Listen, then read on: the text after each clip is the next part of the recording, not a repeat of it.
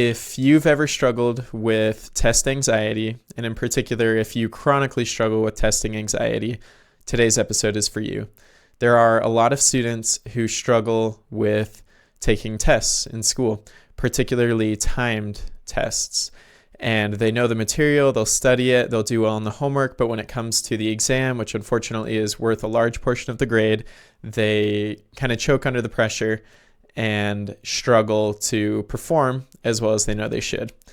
So today I'm going to teach you a few tips that will help you overcome that obstacle and will help you become empowered to become a good test taker. My name is Josh, and this is Engineering a Better Education. I just want to say that I think all of us have experienced some degree of this at some point in our life. I would consider myself to be a good test taker, and in general, I did well on timed exams, but there were a few exams where I did choke under the pressure and had a hard time performing or worried too much about the time. So I know what this feels like, and I think everyone does to some degree, but there are some people, I know some people who are really smart, really great students, but whenever it comes to a timed exam, they just feel really anxious, worried, nervous, and they don't perform very well. So that's who I'm speaking to today. The tips that I'm going to give you are not going to help somebody who doesn't know the material that's on the exam. This is for somebody who does know the material, but they repeatedly struggle with this issue of not being able to perform well on the exam. So let's start by talking about what is test anxiety. Test anxiety happens when you spend too much attention and energy worrying, so you don't have enough focus or energy left to actually do the exam and solve the problems on the exam. So a lot of times this looks like worrying about how much time is left in the exam, or maybe just worrying about failing in general. And a lot of times your brain will go into a little bit of a downward spiral. It might sound something like, oh man, like what if I don't do well on this exam? What if I fail it? What if I didn't get this question right? And your brain only has a finite amount of bandwidth, a finite amount of focus and energy and attention that you can give in an exam. So if you're spending a lot of that bandwidth worrying, then there's not much left to perform with. So that's the issue that's going on. And there are a few tips that can help you overcome this, and I want to assure you that you can become a good test taker. There's probably a narrative that you've told yourself. If you've underperformed on several exams, you've probably told yourself the narrative that you're not a good test taker, or you have test anxiety, or you're just not the type of person that can do well on an exam. But I want to challenge that narrative today, challenge that assumption, and put a new narrative in your head, which is that you can become a good test taker and that you don't have to be a bad test taker. The first tip that I want to share with you is to realize what a good timed test taker actually does well and what they don't need to do well. So I think there's a common misconception here, which is that people who do well on timed tests are ultra fast at solving the problems, or they're ultra fast at thinking and reasoning. But that's not actually true. Somebody who performs well on a timed test knows when it's time to move on. They're not solving the problems ultra fast. They're not doing super quick math in their head or writing faster than everybody else. They know when it's time to move on. And I know this because I did well on timed tests when I was a student, and I wasn't the fastest writer. I wasn't solving the problems at an ultra fast speed, faster than I did on the homework or anything like that. I knew when it was time to move on. And it's time to move on when you're not making progress anymore. There is enough time in a timed exam for you to succeed. Whether success is an exam being graded on a curve or not on a curve, that's up to the class and the professor. But there is enough time in an exam for you to succeed. because if there wasn't, then nobody could succeed and everyone would fail. And what would be the point of that? So I want you to realize that there is enough time for you to work at a normal pace that you would have done in class or on the homework. But what there's not time for is to sit and spin your wheels in the mud, so to speak, to sit and spin your wheels in a circle and not make progress. So the key to performing well, I said it once, I'll say it again, is to know when to move on. And you move on when you're not making progress anymore. If you go a full minute, let's say, on an exam where you haven't made any progress, no new ideas have come, you haven't tried anything new, you feel stuck and you continue to feel stuck, then it's time to move on. Time to move on to a new question, or maybe to revisit one that you had skipped earlier. You should be making progress in every minute of the exam. Not every second of the exam, but every minute of the exam. So when you start your exam, if you go to question 1 and you go, I know how to do this question, then work on it. Don't skip it, make progress, finish the question. If you get to the next question, you go, I don't know how to do this one. Then give it a minute. Work on it for a minute. See if some ideas come to mind, if you remember something from class or the homework that you hadn't recalled at the start, or maybe you just want to try something. And if you're able to come up with an idea in that minute that will make you some progress, then continue onward. But let's say you try something out, it's a dead end, you're stuck. Now, you've got another minute to come up with a better idea, to try something else. And if you can, then try it again. If you can't think of anything, then you're not making progress anymore. It's time to move on. Go on to the third question. Start fresh and work on that question.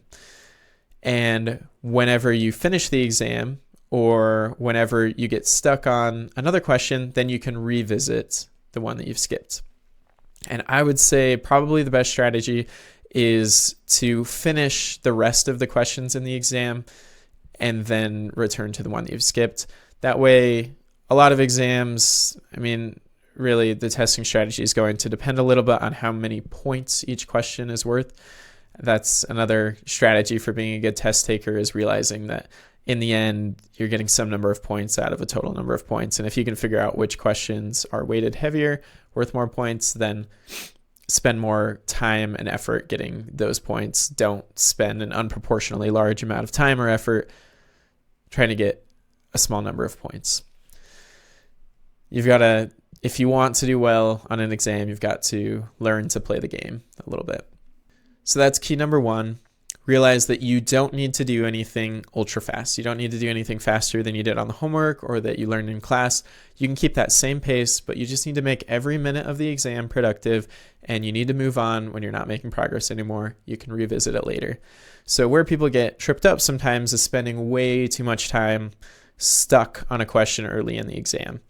And they spend so much time that there's not enough time to finish the rest of the questions. And the problem is, a lot of that time was unproductive. The student was just sitting there trying to come up with ideas, nothing coming to mind, or trying a bunch of dead ends.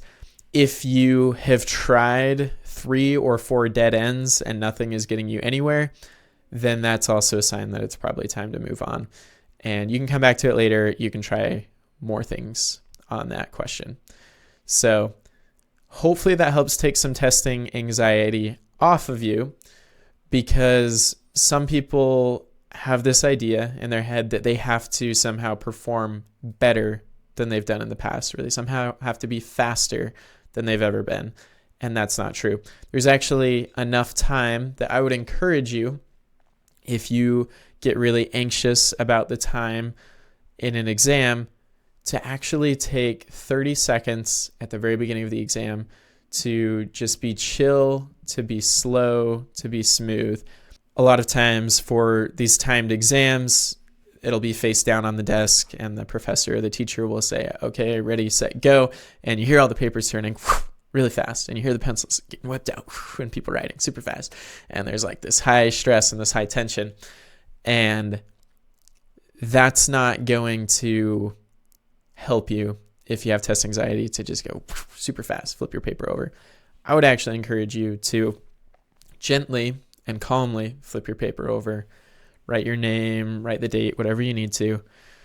Set your pencil down, take a deep breath, and just collect your thoughts and tell yourself the narrative that you are going to succeed and that you have enough time to do this test, that slow is smooth and smooth is fast. So you're going to just work smoothly, and if you get stuck on something, you're going to move on to something else that you know how to do, that you can make progress on. So take 30 seconds at the beginning of your exam and actually just slow down, be calm, waste that time, so to speak, but it's not going to be wasted because it's going to get you in the right mindset to be able to succeed. And as I said, just make every minute of the exam productive. So you got 30 seconds that you can spend just calmly breathing and waiting at the beginning. And then with the other 30 seconds, you can make that first minute of the exam productive. Not to mention the breathing actually is a very productive move. So that's tip number one, is to realize that you don't need to perform faster or better than you've ever done before. There is enough time for you to perform at your normal level, and you don't need to be thinking about the clock. You're just thinking about making progress in every minute. Tip number two is figure out, this is not something you do in the exam, this is something you do before the exam. Figure out what environment you perform best in. I'm assuming you're a good student who understands what you're learning, you pay attention, you do the homework assignments, you do what you need to do. So there is an environment where you perform well. For a lot of people, that might just be an untimed environment where you're working on homework in a quiet room and you're able to focus. If that's the environment that you work best in, make note of that and consciously remind yourself that that is the environment that you excel in. For some people, you may find that you excel at the very end of an exam when there are 5 minutes left and you got to solve this problem. And all of a sudden, it just comes to mind and you're able to just focus and bang it out and answer the question. That might be some people. That might not be you. It's okay if it's not. It's okay if it is. For some people, you might perform best at the beginning when you feel like you have a bunch of time, but as soon as the time starts getting low, you get a little frantic and panicky, and that's where things start to fall apart. There could be a whole number of situation environments where you work well and you don't work well. But think to your past experiences and figure out which environment you perform best in, and then try to recreate that environment in your mind. This may sound silly, but this really does work, and I have a personal experience that I can share with you. It's not with test taking, but it is with a sporting event that I did in high school. I wrestled in high school, and one of the best matches that I wrestled was against an opponent. I mentioned this in last week's episode a little bit, but I'll bring it up again. An opponent that I had lost to for 4 years of high school. I never beat him. He was really good. And whenever I would wrestle him, I would get really anxious. I would worry about losing. What if I lose again? I don't want to lose again. And I would wrestle really poorly for the first, there are 3 rounds in these wrestling matches. For the first 2.5 rounds, I would not wrestle very well. I would be really conservative, timid, and then I would usually be down by like 8 points, 10 points, something like that. And in the last minute of the 3rd round, I would start wrestling. And I would start wrestling well, and I would score some points. And I would be like, oh man, I got 1 minute left. Like, I got to win this match. But there was never enough time for me to come back from that much of a point deficit.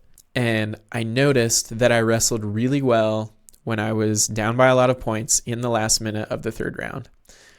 So my final year of high school, I wrestled this opponent near the very end of the season, and I went into the match and I flipped my mindset a little bit, and I thought, I do really well in the last minute of the 3rd round when I'm down by a lot of points.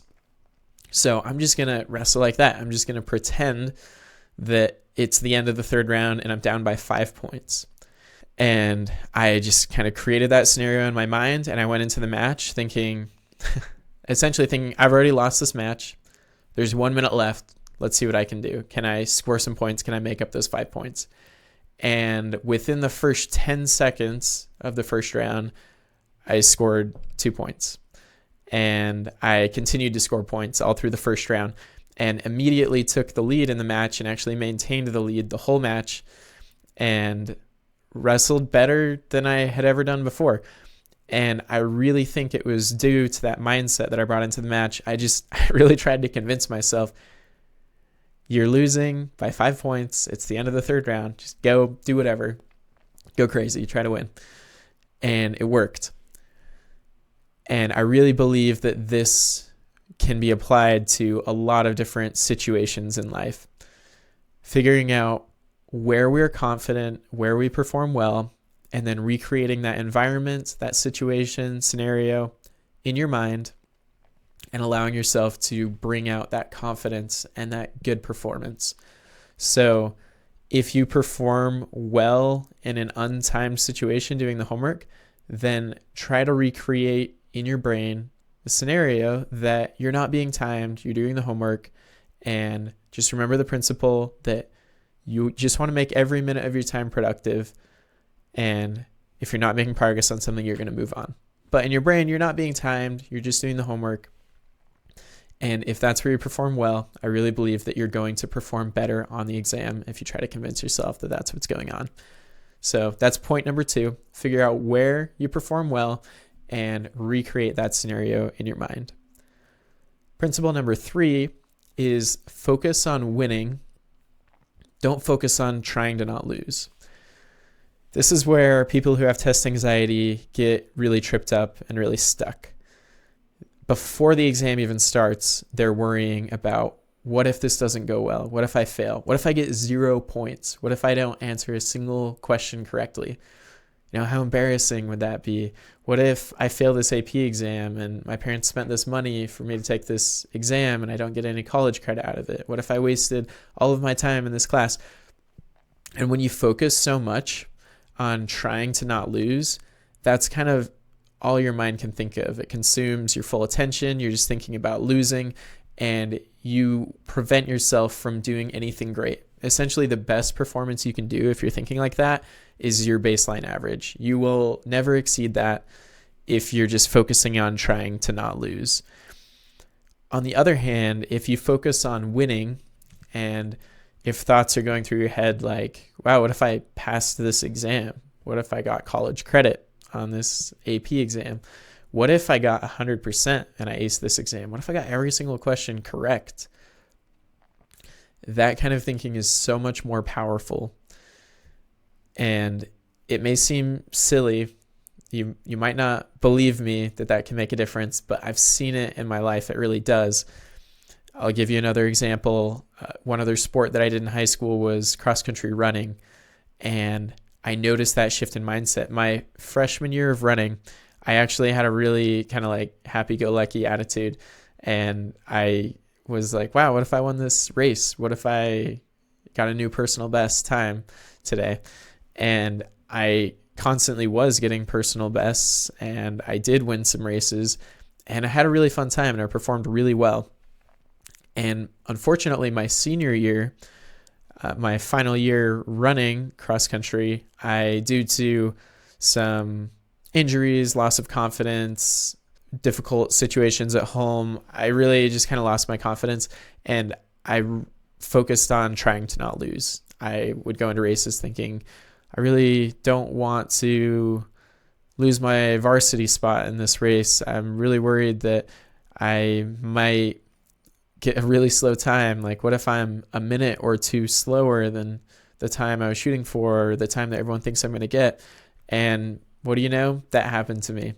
I ran races a minute or two slower than what people were expecting. I did lose my varsity spot. I did pretty much experience all of the things that I was worried about.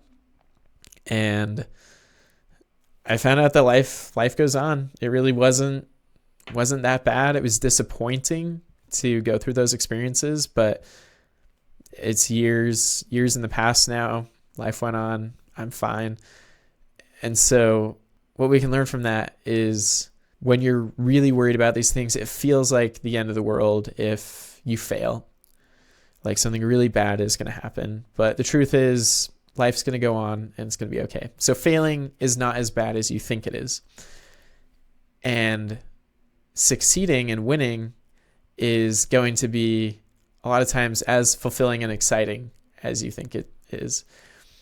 And especially when you surprise yourself and you pull out a really good performance and you weren't expecting it. So it's so much more powerful and fun to just focus on winning and to play those games in your brain. What if I won this? What if I did really well today? What would that feel like? Is that possible? And to avoid the mindset of what if I fail? What will everyone think? How bad will that be? That kind of mindset doesn't help you succeed, and it will essentially prevent you from being the best version of yourself that you can be. So that's point number 3. Focus on excitement. Focus on the joy of winning. Don't focus on the fear of failure. So those are the 3 tips that I have for you today to overcome test anxiety and to become a good test taker, especially on timed exams, to overcome that anxiety. And I'm not going to pretend like this is going to fix all of your problems. Some people legitimately deal with real anxiety, and some people can benefit from taking medication for anxiety. But if you apply at least one of these 3 principles, I genuinely believe that it's going to help you do better than you are doing today. So I want to hear in the comments. Leave me a comment answering the question, what are you going to apply from today's episode to help you become a better test taker? Or if you're not a student and not taking exams, which principle are you going to apply to perform better in an area of your life that's important to you? Because these principles are universal. You can apply them in any area of your life, not just taking timed exams as a student. I hope that you've enjoyed being with me today and that you've learned something. And I've really enjoyed speaking with you, and I look forward to talking to you again next time. And I hope you'll have a great week. Until next time.